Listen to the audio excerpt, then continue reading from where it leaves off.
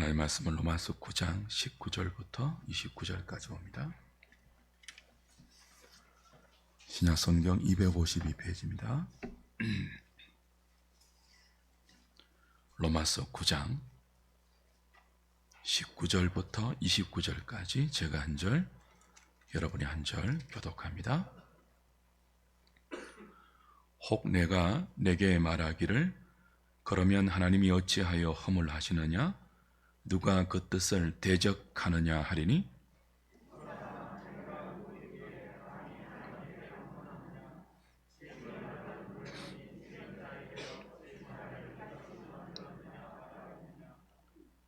토기장이가 진흙 한 덩이로 하나는 귀 쓸 그릇을 하나는 천이 쓸 그릇을 만들 권한이 없느냐?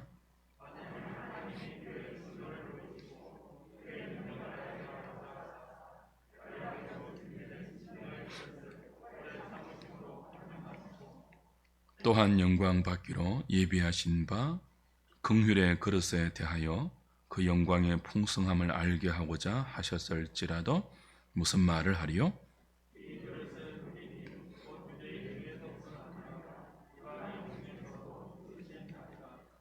호세아의 글에도 이르기를 내가 내 백성 아닌 자를 내 백성이라 사랑하지 아니한 자를 사랑한 자라 부르리라.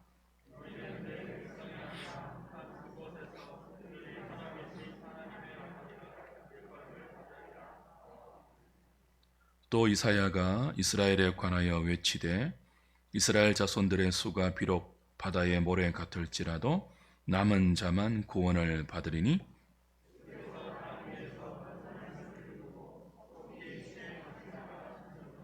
같이 봅니다.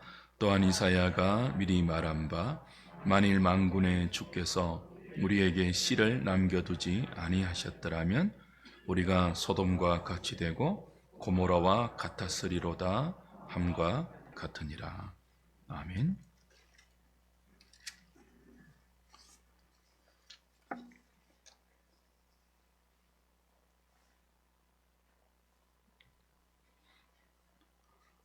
성경의 내용대로 구원을 설명하면 하나님의 주권과 택하심과 예정을 말할 수밖에 없습니다.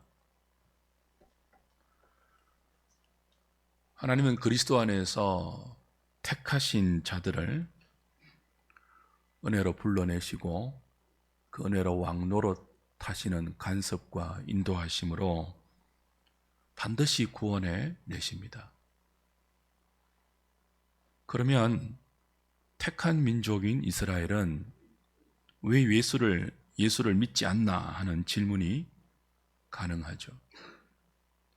여기에 대해서 성경은 이스라엘이라고 다 이스라엘이 아니다. 같은 혈통적 이스라엘이라도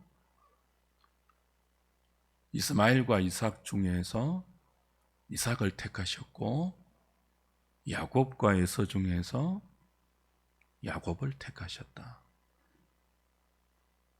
그들이 태어나기도 전에 태어나서 스스로 무슨 선을 행하고 악을 행하기도 전에 하나님의 기쁘신 뜻대로 이삭과 야곱은 사랑하고 택하셨고 이스마엘과 에서는 택하지 않고 버리셨다.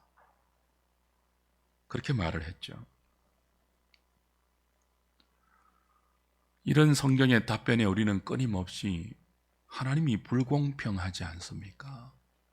누구는 택하고 누구는 택하지 않는다면 불의한 하나님 아닙니까? 라고 반문하죠. 그 반문에 대한 성경의 답변은 역시 하나님의 주권입니다. 내가 긍휼히 여길 자를 긍휼히 여기고 내가 불쌍히 여길 자를 불쌍히 여긴다.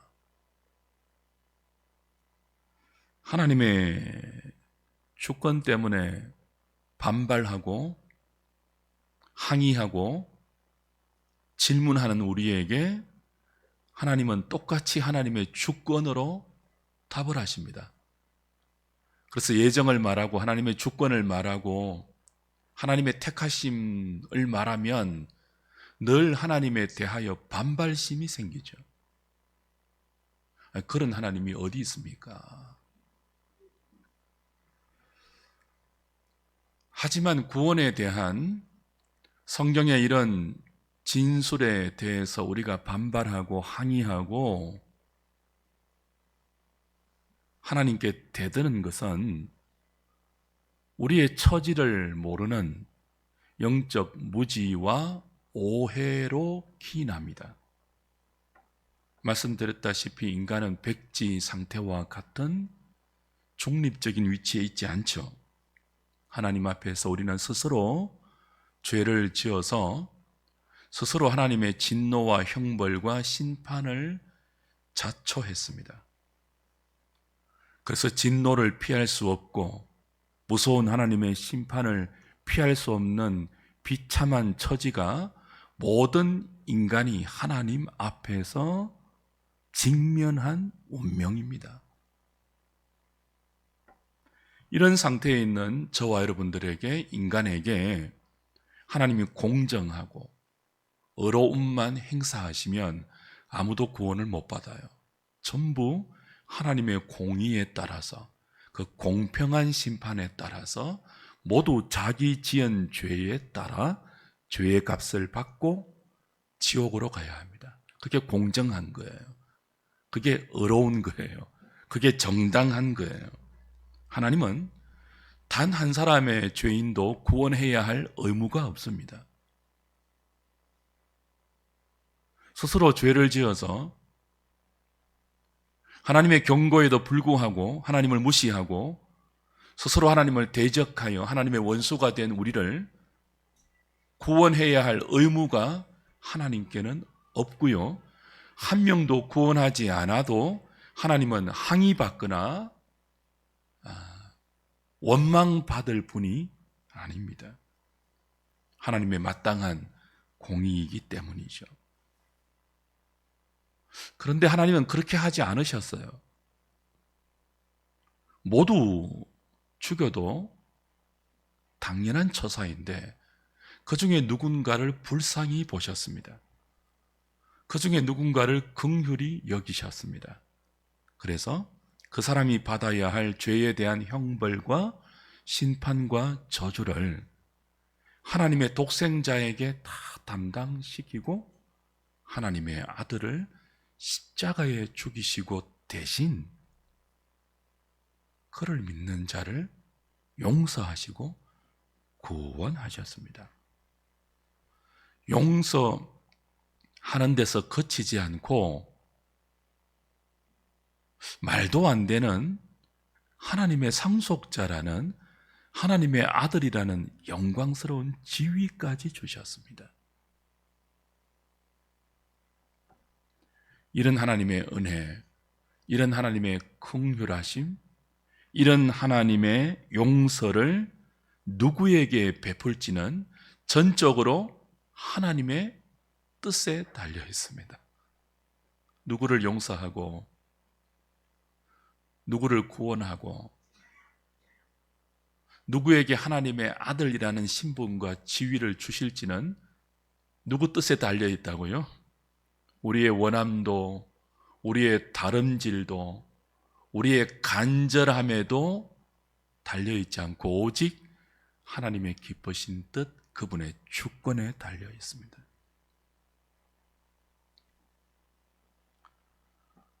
이렇게 긍휼히 여길 자를 긍휼히 여기시고 불쌍히 보실 자를 불쌍히 보시는 하나님은 불공평하지 않습니다.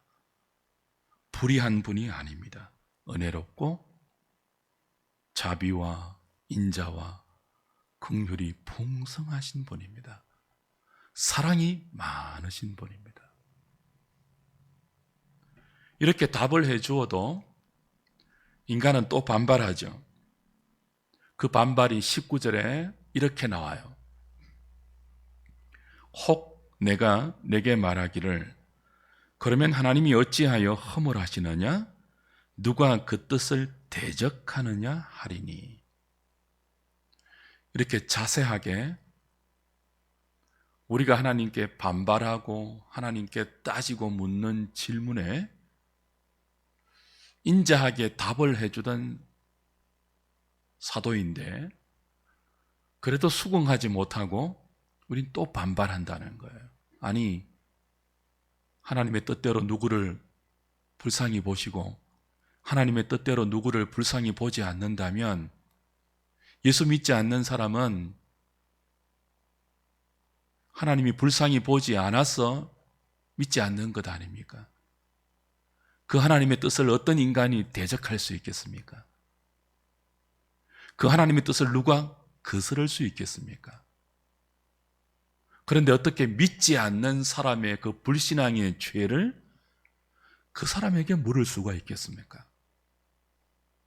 어떻게 그 사람에게 불신앙의 책임을 따져서 지옥 보낼 수 있습니까? 그래서는 안 되는 것 아닙니까? 라고 반문한다는 거예요. 여기에 대한 답변이 오늘 본문 전체입니다. 먼저 20절, 21절 보겠습니다. 이 사람아, 네가 누구이기에 감히 하나님께 반문하느냐? 시험을 받은 물건이 지은 자에게 어찌 나를 이같이 만들었느냐 말하겠느냐? 토기장이가 진흙 한 덩이로 하나는 귀 쓸 그릇을 하나는 천이 쓸 그릇을 만들 권한이 없느냐? 이 사람아, 네가 누구이길래 감히 하나님께 반문하느냐? 그렇게 답을 해요.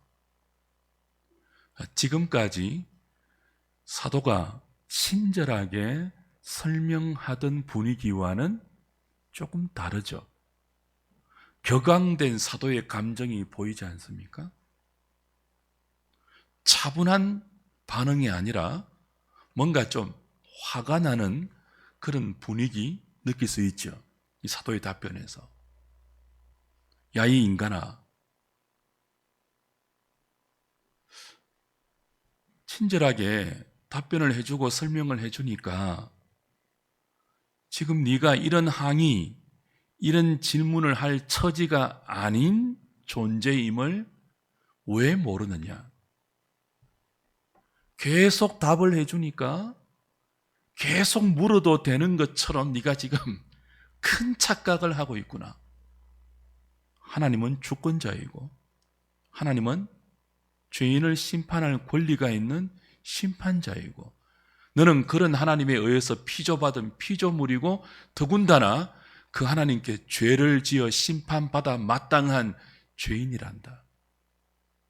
너는 입을 열어서 하나님, 이것은 이렇고요, 저것은 저런데요, 왜 이렇게 하십니까? 라고 따져 물을 처지가 아니야. 야, 이 사람아, 감히 네가 누구길래? 이런 뉘앙스예요. 너는 하나님이 아니야. 너는 인간이야. 그런 의미죠. 기독교 문학가이며 유명한 변정가인 C.S. 루이스가 이런 말을 했습니다. 고대의 인간들은 하나님이나 신들을 대할 때 굉장히 공손했다. 근데 현대인들은 이게 완전히 역전되었다. 현대인들은 자기가 재판장에 앉아있는 판사인 것처럼 착각하고 하나님이 피고석에 앉아있는 죄인인 것처럼 하나님께 따져 묻는다. 하나님, 전쟁은 왜 일어납니까? 기근은 왜 허락하십니까? 이런 질병은 왜 내립니까? 라고 따져 물으면서 거기에 하나님께서 납득할 만한 친절한 논정과 변호를 하지 않으면 끊임없이 대들고 신문하고 끊임없이 질문한다, 반발한다. 그래서 역전이 된 것 같아. 재판정에 앉아 있어야 될 하나님은 피고석에 앉아 있고 피고석에 앉아 있어야 할 죄인인 인간이 재판정에 앉아 있는 것 같은 형국이 현대다. 어찌 이렇게 말도 되지 않는 현실이 일어났는가? 죄 때문이다. C.S. 루이스는 그렇게 말했습니다.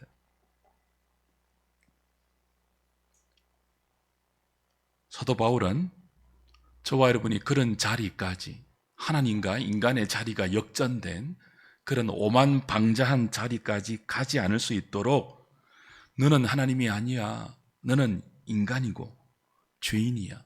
너는 하나님께 반문하거나 힐문하거나 대들거나 항의할 권리가 없어. 이 사람아, 당신이 누구이길래 감히? 라고 일침을 놓고 있습니다. 맞습니다. 하나님께서 죄인인 인간을 구원하시고 그 죄인들에게 심판을 내리실 때 우리와 의논할 필요가 없습니다. 하나님은 우리에게 항의를 받아야 할 뿐이 아닙니다. 하나님은 우리가 입을 열어서 불평하거나 원망을 쏟아 넣을 수 있는 대상이 아닙니다. 하나님은 인간을 악하게 창조하지 않으셨죠. 당신의 형상대로 보시기에 심히 좋도록 지으셨습니다. 그리고 그 어떤 인생에게도 죄를 강요하지 않았습니다. 그 어떤 인간에게도 죄인이 되라고 죄를 향하여 등을 떠민 적이 없습니다. 죄를 지으라고 죄를 유도하거나 죄를 지을 수 있는 분위기를 조성한 적도 없습니다. 그런데 어떻게 인간이 죄를 지었고 죄인이 되었죠? 순전히 자초한 일입니다. 우리가 스스로 하나님의 뜻을 거스르고 고의적으로 하나님의 면전에서 하나님을 무시하고 하나님의 말씀을 조롱하면서 스스로 하나님이 기뻐하지 않는 죄를 선택해서 지옥 갈 운명을 자초하여 우리가 죄인이 된 것입니다. 인류의 조상 아담은 어쩔 수 없이 죄를 지은 것 아니죠. 죄를 지을 수밖에 없는 환경과 죄를 지을 수밖에 없는 여건과 처지이기 때문에 어쩔 수 없이 죄를 지은 게 아니라요, 가장 좋은 환경에서 아무것도 부족함이 없는 낙원에서, 에덴에서 없는 것이 없는 모든 것이 풍족한 모든 조건이 최대한으로 구비된 하나님의 정원 에덴 동산에서 그들은 고의적으로 죄를 지었습니다. 어쩔 수 없어서가 아니에요. 아담의 후손인 우리도 동일합니다. 하나님이 우리에게 죄를 지으라고 떠민 적 없잖아요. 너 죄 짓지 않으면 안 돼. 죄를 지어야지라고 죄를 짓도록 자꾸 우리를 부추긴 적도 없잖아요. 하나님께서 우리 안에 죄 지을 마음을 불러일으키시지 않으십니다. 우리 스스로 죄를 짓습니다. 우리 스스로 썩어질 욕심을 따라 하나님을 대적하고 거스르면서 적극적으로 죄를 짓습니다. 소극적인 죄를 짓기도 하고요, 적극적으로 하나님을 반역하고 능욕하면서 죄를 짓기도 합니다. 우리가 짓습니다. 하나님은 오히려 우리가 죄를 짓지 못하도록 말리고 또 말리고, 내가 너희들을 그렇게 살라고 짓지 않았단다, 또 설득하고 또 그렇게 살지 말라고 우리에게 부탁하시고 간청하시고 애원하십니다. 그런데도 인간은 그런 하나님을 면전에서 짓밟고 내 인생은 내가 책임질 테니 당신 하나님이라고 간섭하지 마세요. 지옥 가도 내가 갈 테니, 그러면서 스스로 죄를 짓는다니까요. 그런 존재가 인생입니다. 모든 자연인이고 인간입니다. 아담과 하와가 그랬던 것처럼 우리는 가장 선한 하나님의 배려와 가장 극진한 하나님의 사랑을 가장 악한 배신과 조롱과 모멸로 되갚고 있습니다.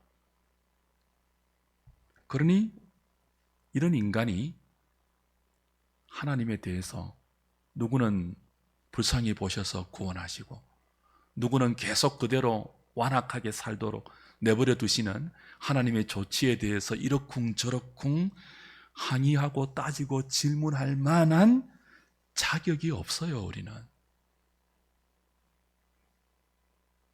우리에게 자격이 있다면요, 심판을 받아야 할, 진노와 저주와 형벌을 받아야 할 자격밖에 없어요. 하나님은 이런 인간을 모두 진멸해서 마땅합니다. 아니, 모두 진멸하셔야 돼요. 근데 놀라운 일이 일어났습니다.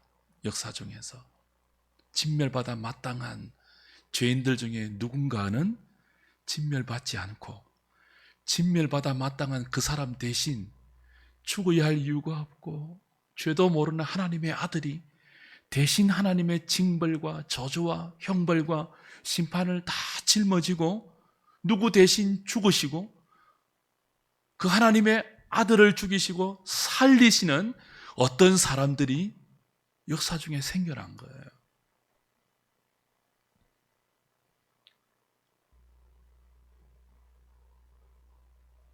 벌받고 심판받아 마땅한 그 누구를 용서하시고 그 사람을 용서하기 위해서 당신의 독생자를 지옥의 형벌인 십자가의 죽음으로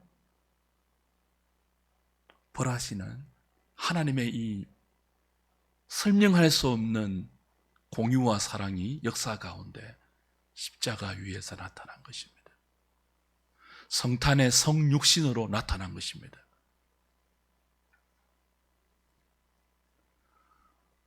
누구를 위해서 그렇게 하십니까? 성탄 시즌이잖아요. 하나님이 예수 그리스도를 누구를 위해서 이 땅에 보내셨을까요? 모두를 위해서가 아닙니다. 그럼 또 인간들이 항의하고 대들죠. 그를 처지에 있지 않다니까요. 왜 모두를 위해서 독생자가 오지 그렇게 따져 물을 처지가 아니라니까요. 우리가 그렇게 입을 열어서 항의할 수 있는 상태가 아니라고요. 우리가 하나님이 바다의 모래 같은 하늘의 별과 같은 이 모든 죄인들 가운데 그 중에 일부를 누군가를 불쌍히 보셔서 그 일부를 택하셔서 그 택하신 일부를 구원하기 위해서 누구를 보냈다고요? 당신의 독생자를 보내셨어요. 성탄이에요. 그 성탄은 축하하는 날이 아니에요. 우리 인간의 생일처럼 해피 버스데이 투 유 그렇게 하는 날이 아니에요. 죽으려고 오셨잖아요. 죽으러 오신 분한테 축하합니다 할 수 있습니까? 감사로 넘쳐야 되는 거죠. 나를 위해서 죽으러 오셨다니. 그러니까 무지한 성탄절 보내시면 안 돼요. 아무 생각도 없이 그냥 케이크 사놓고 촛불 불면서 그냥 막 생일 축하합니다. 그러면 안 되죠.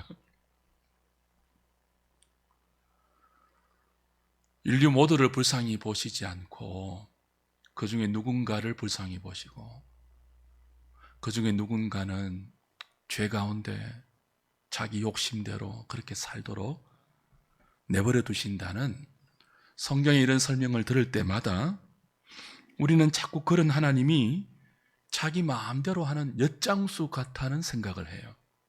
여러분 그런 생각 안 드세요? 저는 그런 생각 할 때 많았거든요. 옛날에. 아니 하나님 무슨 엿장수도 아니고 자기 마음대로 누구는 택하고 자기 마음대로 누구는 택하지 않고 그렇게 생각했죠. 근데 이런 생각이 어디에서 기인한다고요?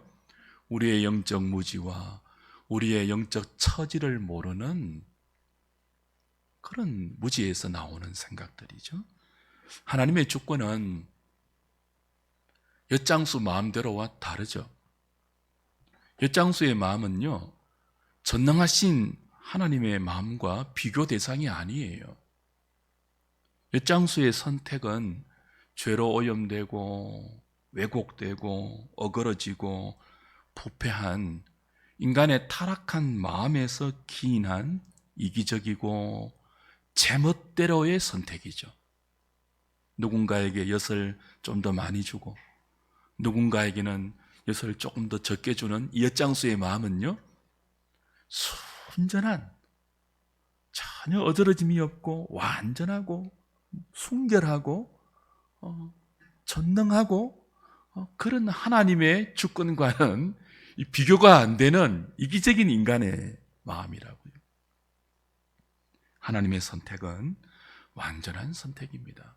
무엄하고 선하시고 아름답고 존귀한 한치의 오차도 조금의 잘못도 어떤 실수와 모자람도 없는 완전 무결한 선택이 당신의 뜻대로 누군가는 택하고 누군가는 불쌍히 보지 않는 하나님의 예정이고 하나님의 선택이에요. 이 하나님의 선택으로 손해보는 인생 아무도 없습니다. 이 하나님의 선택으로 피해를 입는 인생도 아무도 없습니다. 이 하나님의 완전한 선택 때문에 혜택을 입는 그 무한한 복과 은총과 혜택을 누리는 인간은 있을지언정 이 하나님의 선택 때문에 피해보는 인생이 있다고요, 없다고요? 없어요. 그런데 어떻게 힐문할 수 있습니까? 그런데 어떻게 마치 자신이 엄청난 손해를 보는 것처럼 불공정하지 않습니까? 당신 불의하지 않습니까? 당신 뜻대로 해놓고 왜 책임을 그 사람에게 묻습니까? 따질 수 없다는 거죠. 100번 양보해서 엿장수가 자기 마음대로 엿을 준다고 누가 뭐라 하는 사람이 있습니까? 아무도 없습니다. 불의하고 이기적인 불공정한 엿장수도 자기 마음대로 사람에게 엿을 주어도 사람들이 불평하지 않는다니까요. 조금 더 나아가 토기장이가 진흙 한 덩이를 가지고 자기 뜻대로 그 토기장이 뜻대로 어떤 그릇은 천이슬 그릇으로 만들고 어떤 그릇은 귀이슬 그릇으로 만들어도 토기장이가 아무 말도 할 수 없죠.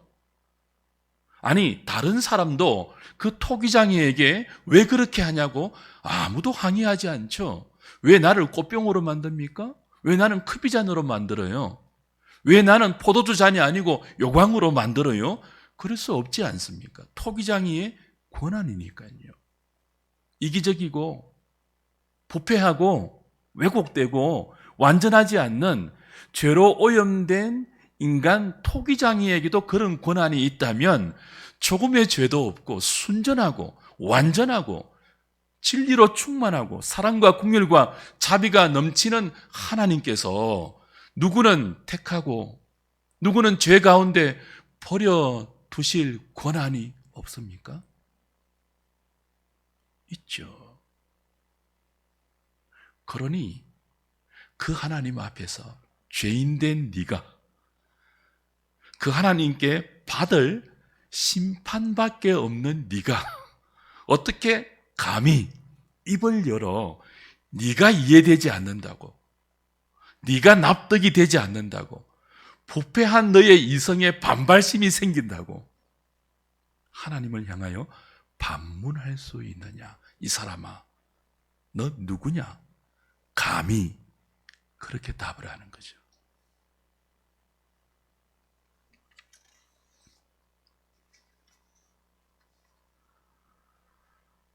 하나님께서 누구를 건지고 누구를 버리실 때 우리와 의논하지 않습니다. 우리는 하나님의 의논 대상이 아니올시다. 하나님께서 누구를 구원하시고 누구를 죄 가운데 그냥 버려두는 심판을 행하실 때 누구는 괜찮지, 누구는 안 되겠지라고 저와 여러분의 동의를 구해야 하는 분도 아닙니다. 다시 말씀드립니다. 인간은 그런 처지가 아니올시다. 근데 왜 따져요? 납득이 안 된다고.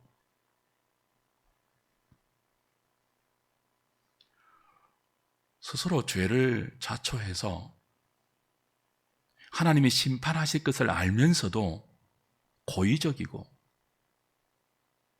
적극적으로 죄를 짓고 하나님의 진노를 발발한 인생들이 왜 나를 용서해 주지 않느냐고, 왜 저 사람은 용서해 주지 않느냐고 따질 수 없습니다. 모두 지옥 가야 마땅합니다. 입을 다물고 하나님이 내리신 처분에 따라서 공손하게 끌려가서 영원한 자신의 죄에 대한 삭신, 사망의 형벌을 받아 마땅합니다. 그런데 그렇게 하지 않으셨다는 거예요. 하나님께서 그 중에 누구를 구원하셨다는 거예요. 왜요?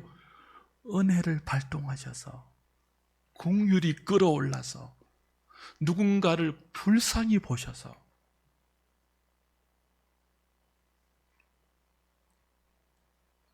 예를 들어 볼게요. 저기 우리 문집사님 계시는데, 문집사님이 몇몇 사람과 더불어서 자꾸 죄를 지으려고 해요. 안 좋은 일을, 잘못된 일을 계획하고 꿈꾸고 실행하려고 해요. 그거 하면은 죽거든요. 망하거든요. 그래서 제가 문지사를 사랑해서 제발 그러지 마세요. 문지사님과 함께하는 사람들에게도 제발 그러지 마세요. 죽어요. 망해요. 비참해져요.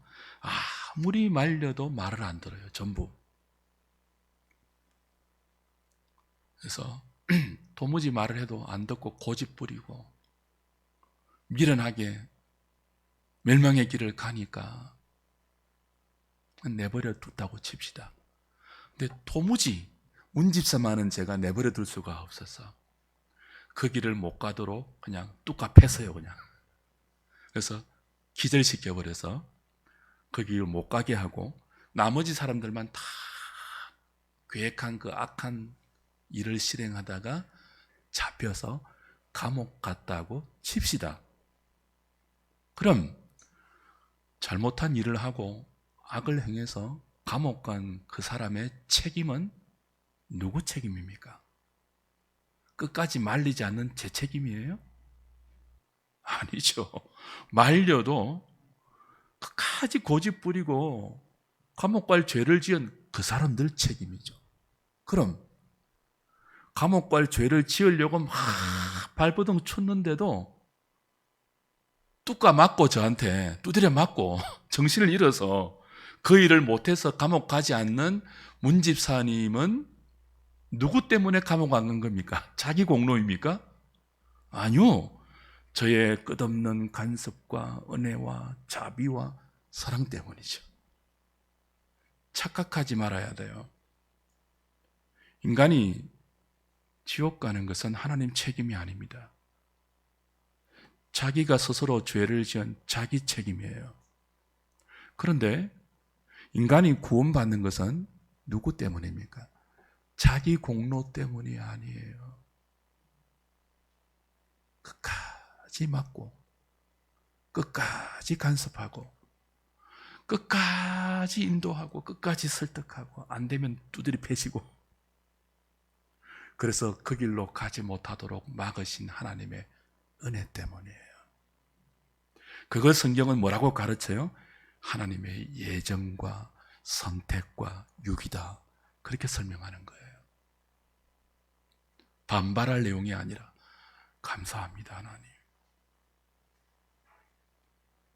내가 생각해도 이해가 안 되는 왜 나를 그토록 간섭하시고 인도하시고 왜 나를 그토록 포기하지 아니하시고 당신의 독생자까지 나를 위해서 죽이시고 성령까지 나를 위해서 보내시는,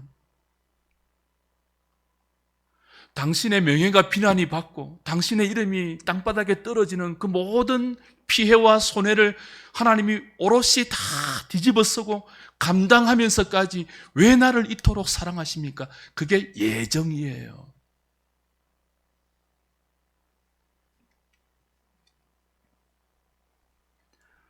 우리가 하나님의 기쁘신 뜻대로 불쌍히 여김을 받고 긍휼히 여김을 받아서 믿음으로 구원을 얻었는데요, 그렇게 불쌍히 여길 만한 자격과 조건이 우리에게 있습니까?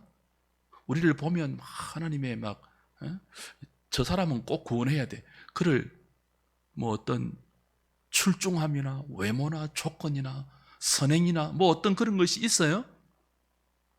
전혀 없습니다. 우리는 구원받을 만한 조건과 자격이 있는 사람이 아닙니다. 우리는 하나님의 백성이 아니었습니다. 사랑받을 만한 사람이 아니었습니다. 심판받아 마땅한 소돔과 고모라 성에 이 불의하고 불법하고 엄행하고 인감닿지 않는 짐승과 같은, 그래서 하나님이 유황불로 심판해도 아무도 이상하다고 여기지 않는 그 소돔과 고모라 성의 죄인들과 똑같은 사람이 여기 구원받은 저와 여러분들이에요. 우리가 그 사람들보다 뛰어나거나 우리가 그 사람들보다 뭔가 다른 점이 있거나 뭔가 아름답거나 뭔가 특별한 점이 있었어가 아니에요. 똑같아요.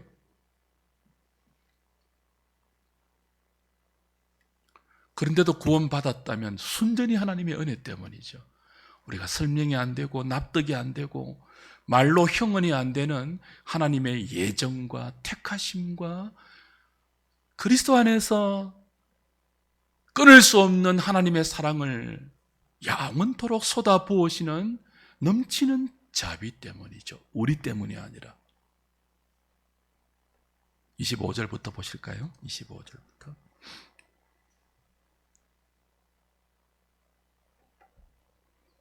호세아의 글에도 이르기를 내가 내 백성 아닌 자를 내 백성이라 사랑하지 아니한 자를 사랑한 자라 부르리라. 너희는 내 백성이 아니라 한 그곳에서 그들이 살아계신 하나님의 아들이라 일컬음을 받으리라 함과 같으니라. 또 이사야가 이스라엘에 관하여 외치되 이스라엘 자손들의 수가 비록 바다의 모래 같을지라도 남은 자만 구원을 받으리니 주께서 땅 위에서 그 말씀을 이루고 속히 시행하시리라 하셨느니라. 또한 이사야가 미리 말한 바 만일 만군의 주께서 우리에게 씨를 남겨두지 아니하셨더라면 우리가 소돔과 같이 되고 고모라와 같았으리로다 함과 같으니라. 호세아와 이사야 선지자의 말을 인용해요. 어느 날 하나님께서 호세아 선지자에게 야, 너 가서 저 엄난한 창녀 고멜과 결혼해서 엄난한 자식들을 낳아라, 이상한 명령을 하십니다. 그래서 호세아가 순종해서 고멜을 아내로 맞이해요. 엄난한 자식 3명을 낳아요. 엄난한 자식이라고 말했으니까 호세아 1장 나중에 보세요. 말했으니까 아마 이 고멜이 낳은 이 아이들은 호세아의 아이들이 아니라 고멜이 집을 나가서 외간 남자와 낳은 아이일 가능성이 큽니다. 그렇게 고멜이 3아이를 낳는데요, 기이하게도 하나님이 3아이의 이름을 직접 붙여주세요. 첫 번째 아이 아들입니다. 이즈라엘, 하나님이 심판하신다 그런 뜻입니다. 두 번째 아이 딸입니다. 로루하마, 불쌍히 여기지 않는다 그런 뜻이에요. 세 번째 아이 아들입니다. 로암미라고 이름 짓습니다. 내 백성이 아니다.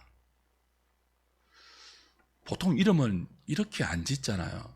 좋은 의미, 희망, 소망을 담아서 이름을 짓는데 고멜이 낳은 이 엄난한 자식들 세 아이에게 하나님이 붙여주신 이름은 한결같이 부정적이에요.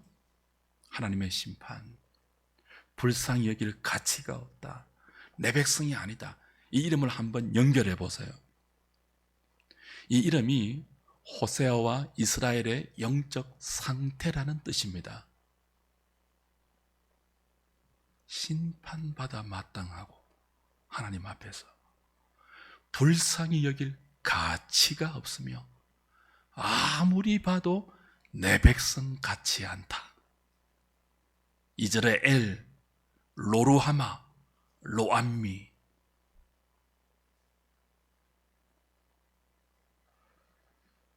그런데 이 고멜이 그렇게 음란한 아이 세 아이를 낳고도 부족해서 재벌릇을 남에게 못 주고 또다시 집을 나갑니다. 그리고 또 다른 남자를 만납니다. 그렇게 해서 잘 살면 그나마 괜찮을 건데 그 남자에게도 버림을 받고 마지막에 어디로 가요? 노예로 팔려갑니다. 비참한 노예가 됩니다. 그래서 하나님이 호세아에게 또 말씀하세요. 호세아야, 고멜 노예되었다. 가서 돈 주고 사와라. 그리고 또 네 마누라 삼아라. 그리고 또 사랑해 주라. 호세아가 어떻게 합니까? 못하겠습니다. 말이 됩니까, 하나님? 내가 3번이나 엄난한 자식 길러주고 낳아줬으면 내 할 일 다 했지 않습니까? 어떻게 그런 여자를 사랑하라고 하십니까? 어떻게 그런 여자를 또 돈 주고 사와서 또 데리고 살아라고 합니까? 나 못하겠습니다. 그랬거든요. 하나님 뭐라고 했습니까? 내가 너 사랑하는 것도 그렇게 힘든다. 호세아야, 내가 너 대하는 것도 그렇게 힘들다. 하나님이 저와 여러분을 사랑해서 구원하는 게 쉽지 않습니다. 죄인들을 사랑해서 심판받아 마땅한 죄인을 불쌍히 여겨서 건지고 오래 참고 불러오고 기다리고 사랑하고 사람처럼 대접해주고, 그게 얼마나 고통스러운지 몰라요. 그걸 성경은 뭐라고 한다고요? 예정이라고 말한다니까요. 누구를 뭐 한다고요?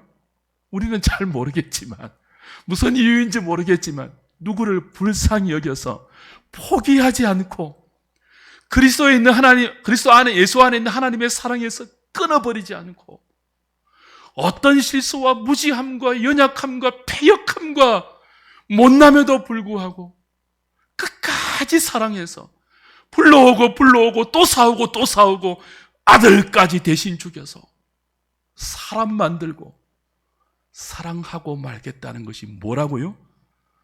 그리스도 예수 안에서 그의 기쁘신 뜻대로 누구를 택했다는 예정의 교리예요. 이 영광스러운 교리를 듣고 어떻게 해? 왜 누구는 안 건지세요? 왜 누구는 지옥 보내세요? 말할 틈이 없다는 거죠.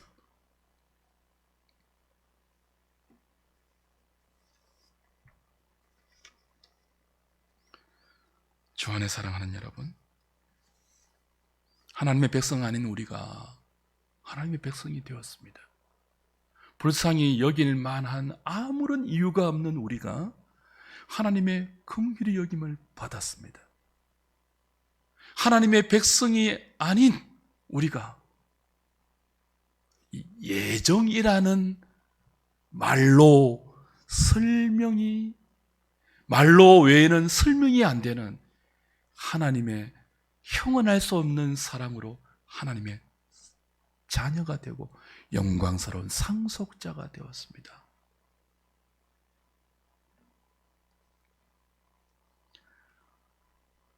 누가 이 사랑을 받는다고요? 모두가 아니에요. 바다의 모래 같은 허다한 이스라엘 가운데 남은 자만 이해할 수 없는, 말이 안 되는, 그래서 예정이라는 교리로 밖에는 설명할 수 없는, 하나님의 주권이라는 논리로 밖에는 제시가 안 되는 이 사랑을 남은 자만, 누구나가 아니고 소수만 받는다는 거예요. 그게 여러분이에요. 불만이 있습니까? 그래도 모자란다고 하나님 왜 나를 미워하세요? 그러시겠습니까? 세상 무엇을 주어도, 온 우주를 다 주어도 이 사람과 바꿀 수 없어요. 그래도 부족하십니까? 그래도 불평하실래요?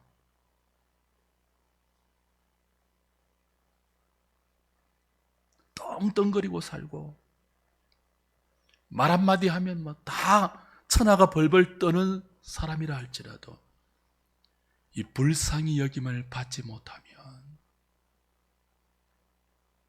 비참한 죽음과 영원한 형벌로 끝나잖아요. 근데 아무것도 가진 것이 없어 보여도 이 하나님의 예정이라는 불쌍히 여김과 설명할 수 없는 사랑의 대상이 되어 있다면 가장 복된 인생이잖아요. 에베소서 1장 3절부터 6절까지를 보면요, 예정을 말해요. 근데 이 예정을 말하면서 결론이 그 영광의, 은혜의 영광을 찬미하게 하려 함이라 라고 결론을 지어요. 하나님의 예정은요, 왜 그렇습니까? 하나님 엿장수입니까? 그렇게 대들거나 항의하기 위해서가 아니라 그 은혜의 영광을 찬미하기 위해서입니다. 여러분, 송명희 시인 아십니까? 송명희 시인, 뇌성마비 환자, 나이가 아마 저하고 비슷할 건데요. 뇌성마비는요, 정신은 멀쩡해요. 근데 온 육신이, 사지가 말을 안 듣는 거예요. 얼마나 고통스럽겠습니까? 움직이지를 못하고. 정신활동은 멀쩡한데 그 정신대로 몸이 안 움직이는 거예요. 표현도 안 되고. 근데 이 송명희 시인이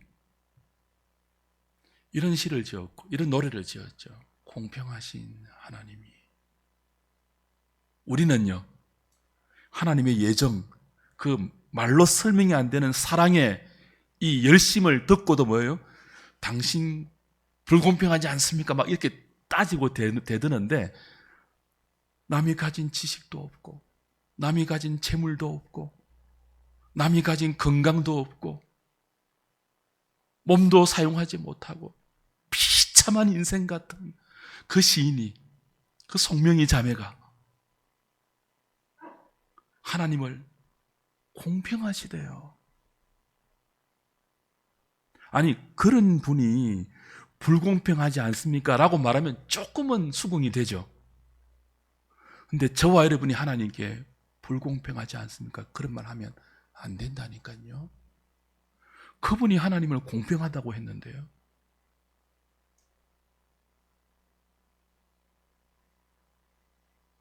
하나님의 예정 앞에 고개를 들지 마십시오. 대들지 마십시오. 더 나아가 그토록 여러분을 사랑하는 하나님이 행하신 일에 대해서 여러분이 납득이 안 되고 수긍이 안 되고 이해가 안 되고 만족이 안 되어도 왜 이랬습니까? 하나님, 다지지 마세요. 하나님이 우리보다 선하십니다. 하나님이 여러분보다 여러분 자신을 더 사랑하십니다.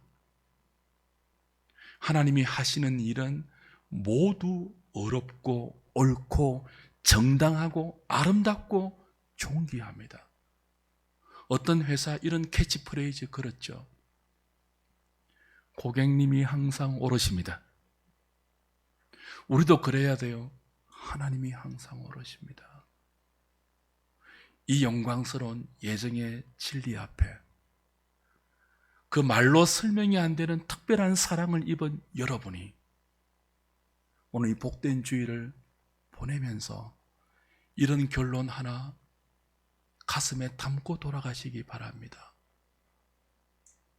내 모든 불평과 원망과 의문과 의심과 내 인생에 대해서 만족하지 못하는 불만족과 시기와 질투와 분노를 다 십자가 밑에 파묻으세요. 여러분은 지금 부족함이 없는 하나님의 사랑을 입고 있습니다. 부족하다고 앞으로 말하지 마세요.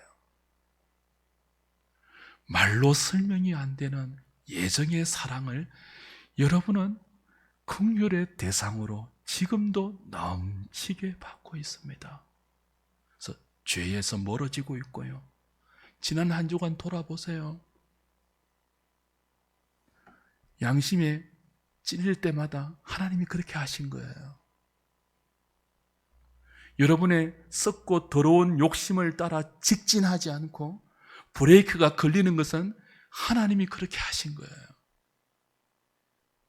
그렇게 우리는 하나님의 이 거부할 수 없는 예정이라는 사랑의 손길에 붙잡혀 한 걸음 한 걸음 은혜가 왕노릇하는 생명의 결과로 천성을 향하여 거룩한 순례의 길을 믿음으로 걸어가고 있으며 그토록 좋아하던 뿌리 박힌 죄성을 점점 싫어하게 되며 안과박기 거룩한 존재로 조금씩 한 해가 갈수록 우리도 모르는 사이에 우리는 하나님의 상속자로 고비되어져 가고 있습니다. 여러분의 부족하다고 느끼는 그 부족함이 그걸 위해 하나님이 허락하신 아름답고 풍성하고 긍휼이 많은 하나님의 일하심입니다. 그렇게 안 되면, 그렇게 안 하시면 우리가 사람이 안 되기 때문에 그 하나님이 우리보다 오르십니다. 그 하나님이 우리보다 사랑이 많고 자비롭고 긍휼이 풍성하신 분입니다. 모든 불만을 이렇게 내려놓으시고 넘치는 감사와 감격과 감탄을 가지고 여러분의 인생을 하나님 앞에서 믿음으로 처신하고 순종으로 반응하는 우리 모든 하누리 식구들 되시기를 주님의 이름으로 축복합니다.